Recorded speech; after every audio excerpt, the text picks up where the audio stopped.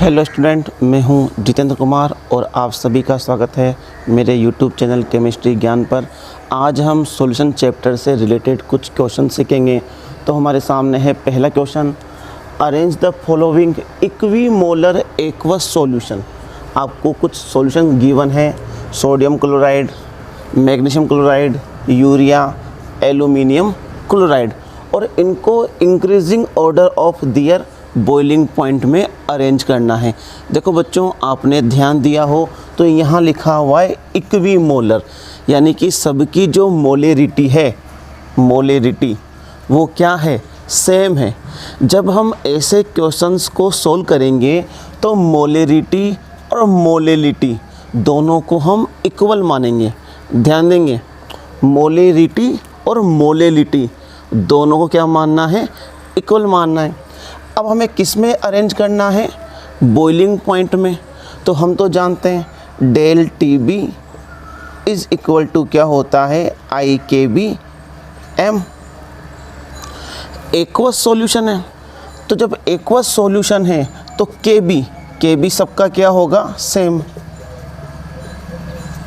के बी क्या होता है हमें पता है, मोलल एलिवेशन कांस्टेंट। ठीक है, क्योंकि यहाँ पर सोलवेंट कौन है, वाटर। तो जब वाटर सबके लिए सेम है तो जो के बी होगा वो भी क्या होगा, सबके लिए सेम होगा। तो अब हमें के बी सेम है, ये क्या है, मोलेलिटी, तो ये भी क्या है, सेम है, इक्विमोलर है। और मैंने क्या बोला कि मोलेरिटी और मोलेलिटी दोनों क्या मानना है, सेम। तो हमें केवल किस पर ध्यान देना है, आई पर।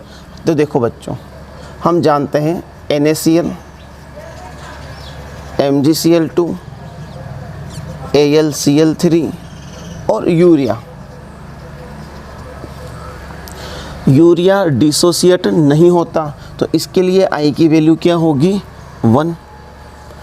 NaCl यह 2 आयंस बनाता है, आई की वैल्यू क्या होगी, 2। ये सभी क्या है, सोल्ट है, तो 100% डिसोसिएट है, यानी कि जो अल्फ़ा है वो सबके लिए क्या होगा, 100% होगा।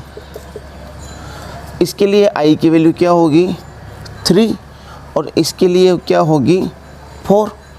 तो डेल टी बी क्या होता है, हम जानते हैं T B minus T not B directly proportional to K B सबका सेम होगा, आई एम।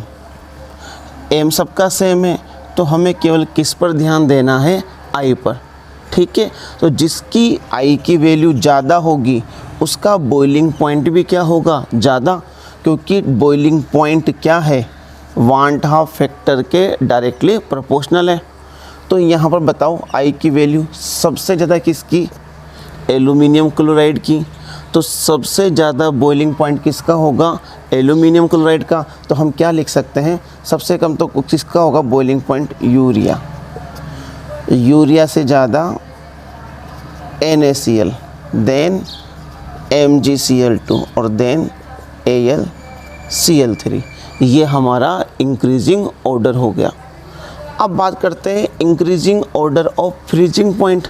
तो सेम थिंग है, क्या आएगा, del TF is equal to I KF M, और डेल TF क्या होता है, T naught F minus TF is equal to I KF M।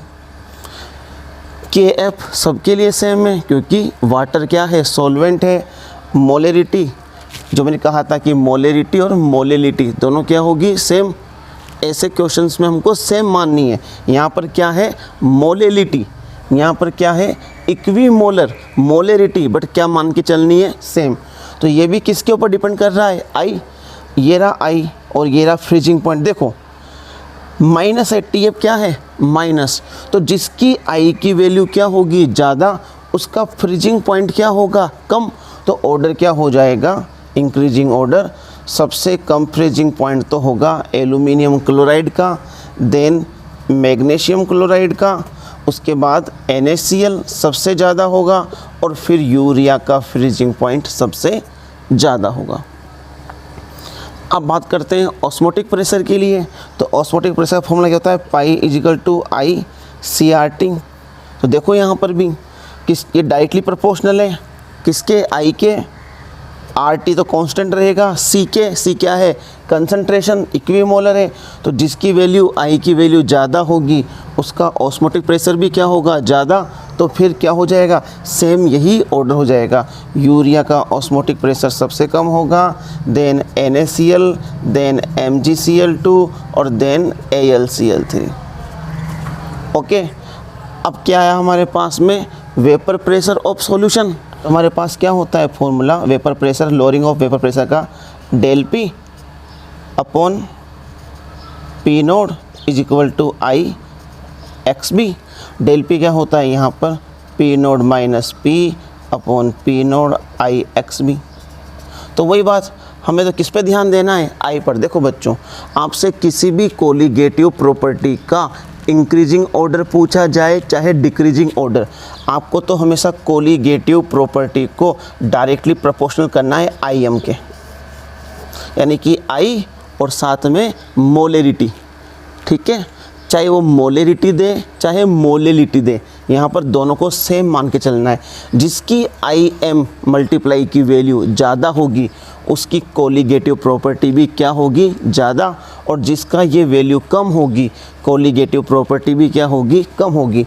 तो यहाँ पर हमारे पास मोलेरिटी क्या है, सेम है। तो जिसकी I की वैल्यू ज़्यादा उसका वेपर प्रेशर क्या होगा, कम, क्योंकि यहाँ वेपर प्रेशर किस में है, नेगेटिव। तो ऑर्डर क्या हो जाएगा, जस्ट यही हो जाएगा, ये वाला ऑर्डर। सबसे कम वेपर प्रेशर किसका होगा, एल्यूमिनियम क्लोराइड का, देन MgCl2 का, देन NaCl, देन यूरिया। ये इंक्रीजिंग ऑर्डर हो गया। ठीक है, तो बच्चों हमारे पास नेक्स्ट क्वेश्चन है कि it is advise to use ethylene glycol in radiator of car in hill station. देखो बच्चों, जहाँ पर कोल्ड क्लाइमेट होता है वहाँ पर टेम्परेचर बिलो 0 डिग्री सेल्सियस होता है, जैसे कि रशिया है या कुछ देश है जहाँ पर -20 डिग्री सेल्सियस भी चला जाता है। ऐसी कंडीशन में जो कार का जो वाटर होगा रेडिएटर में वो क्या हो जाएगा, फ्रीज हो जाएगा। तो उसको फ्रीजिंग से बचाने के लिए हम किसका यूज़ करते हैं, इथाइलिन ग्लाइकोल का, क्योंकि यह वाटर के फ्रीजिंग पॉइंट को रिड्यूस कर देता है, बहुत कम कर देता है। तो बच्चों इसलिए इथाइलिन ग्लाइकोल का यूज़ किया जाता है, क्योंकि इसके यूज़ करने से हम पता है हमें, जब हम इसको सॉलिड के रूप में यूज़ करेंगे तो वाटर का जो फ्रीजिंग पॉइंट होगा वो क्या हो जाएगा, कम हो जाएगा।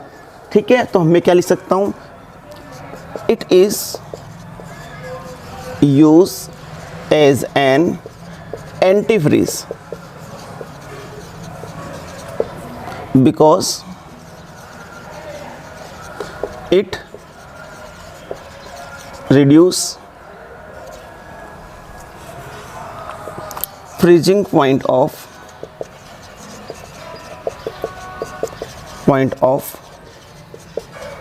water।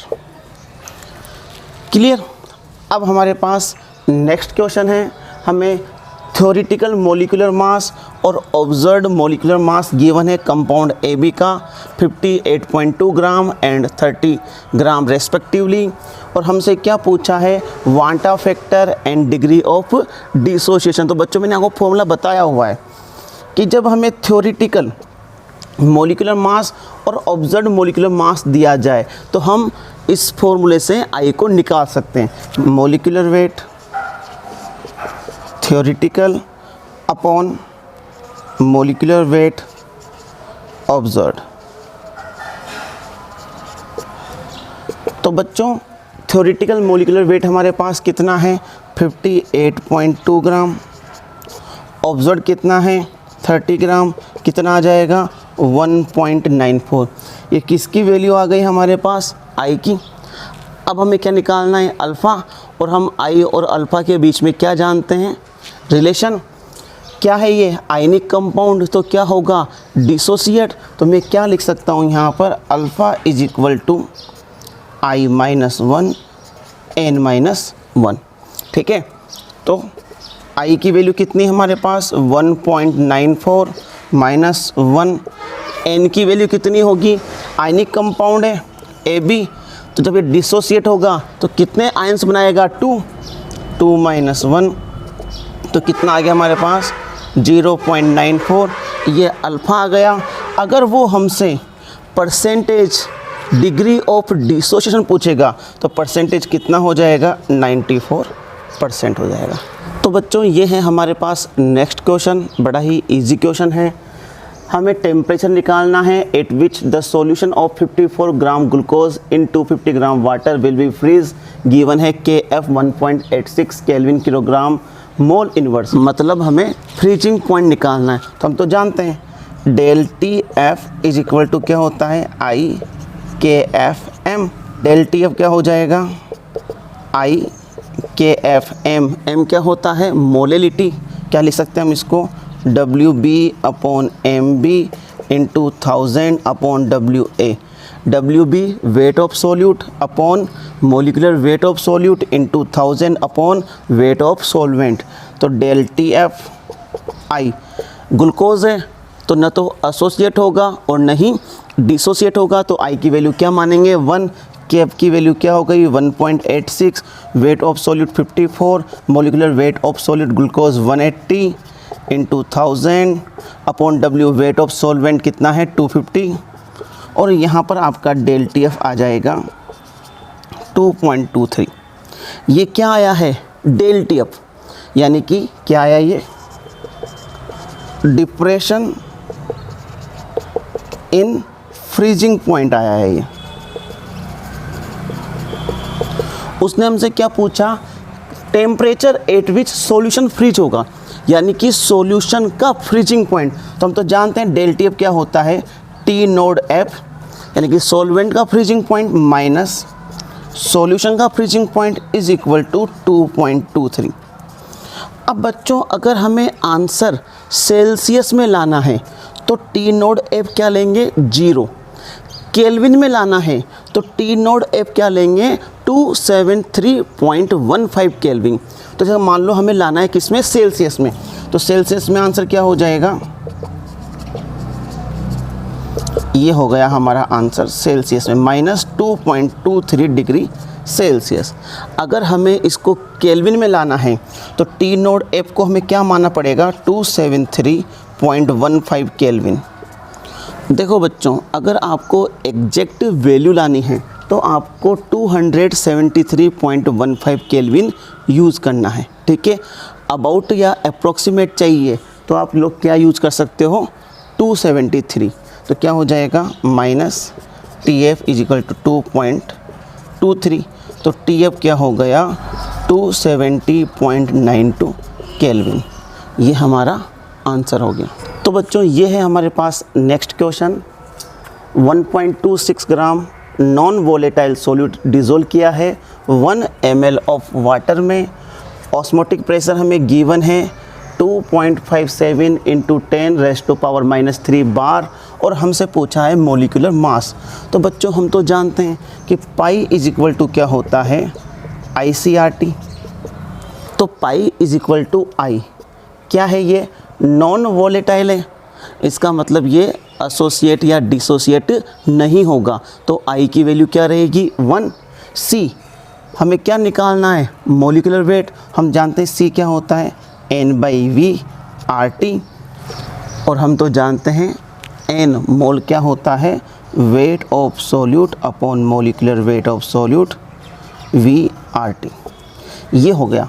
मोलिकुलर वेट हमें पता करना है तो क्या हो जाएगा, MB is equal to WB/RT upon πV।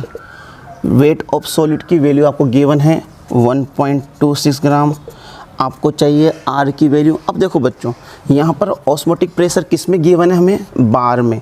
तो R की वैल्यू भी हमें किस में लेनी पड़ेगी, लीटर बार में। R की वैल्यू क्या होती है लीटर ATM में, 0.0821। और एक ATM में कितने बार होते हैं, 1.013 बार। तो इस वैल्यू को मैं क्या करूँगा, 1.013 से मल्टीप्लाई कर दूँगा। तो जो वैल्यू आएगी वो किस में हो जाएगी, लीटर बार में। तो कितनी आ गई वैल्यू, 0.083।